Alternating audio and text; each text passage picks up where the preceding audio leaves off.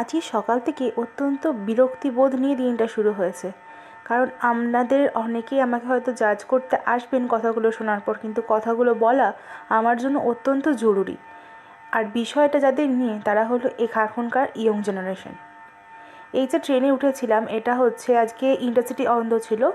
তো তোমরা এই ভিডিওটা একটুখানি পজ করে দেখে নিতে পারো। দূরে একটি মেয়ে মুখে এই যে মাস্ক ঢাকা এবং উইন্ডশিল্ডের জ্যাকেট পরে বসে আছে।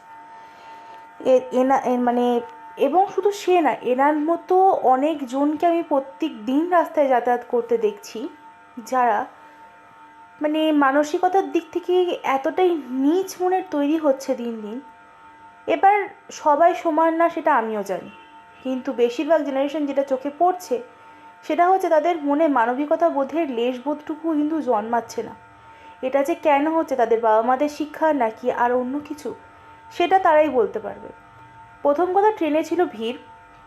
একটা সিটে 3 জন করে বসলেও 4 জন সিটে যে বসা যায় সেটা আমরা সবাই জানি। এদের যথেষ্ট রোগা পাতলা 3 জন ছিল।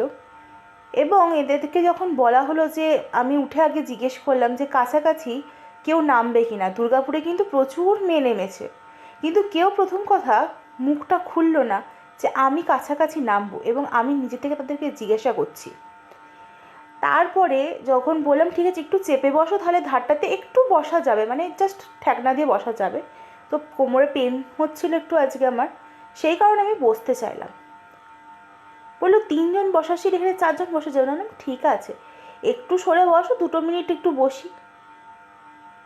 প্রথম কথা, ইচ্ছা করে পাটা ছড়িয়ে আরও বড় জায়গা করে বসলো, এবং আমি যখন বসলাম তখন ইচ্ছা মতো আমি বুঝতে পারলাম যে কুনুই দিয়ে গুঁতিয়ে গুঁতিয়ে আমাকে সরিয়ে দেওয়া হচ্ছে। মানে এটা কী ধরনের অসভ্যতামি। তো যাই হোক, তারপরে আমি যেখানে, আমার একটা কাকিমা ছিল যারা যারা ইন্টারসিটিতে আমার সাথে যেত, তো তারা বললো তুমি জানো না এখানে দুর্গাপুরে তো অনেকে নামবে, মানে ইন্টারসিটিতে তার সেই মেয়েগুলি যায় এবং দুর্গাপুরের নামে সেটা তারা লক্ষ্য রেখেছে। তো তারা আমাকে এসে রীতিমতো সেই জায়গাটা যখন বলল, তখন আমি দেখলাম যে আমি উঠেই আগে সেই জায়গার উপরে ওখানে ব্যাগ রেখেছি, এবং আমি তাদেরকে জিজ্ঞেস করেছি যে কেউ কাছাকাছি কি নামবে, বর্ধমানের আগে অবধি কি কেউ নামবে। কিন্তু তারা তখন মুখটা চুপ করে রেখেছিল। মানে যদি না আমাকে বলতো আমি সিটটা আজকে পেতাম না। এবং মাঝখানে যে ট্রেনের যাতায়াতের রাস্তা, তো সেখানে দাঁড়াবার খুব একটা জায়গা হয় না। যখন আমি ভেতর দিকে ঢুকে দাঁড়াচ্ছি, তাদের কথা হচ্ছে তারা পা ছড়িয়ে রাখতে পারছে না, তাদের সেটাতেও সমস্যা। তো দৈনন্দিন রুটিনটা আজকে শেষ করলাম একটু অন্যরকম কিছুর সাথে। পাশে থেকো।